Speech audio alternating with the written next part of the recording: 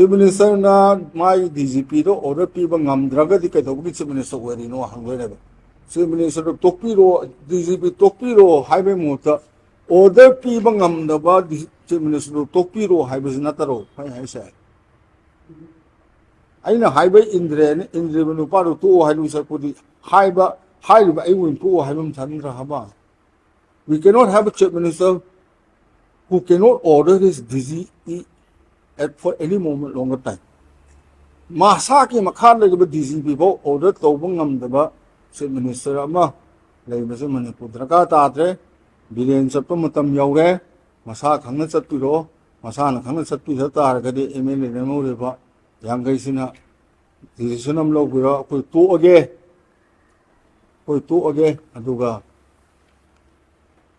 Nung Pokopalo, Hymantam, more young Kalim, Nung the Contract, which is a mountain, Sakari, and Karen.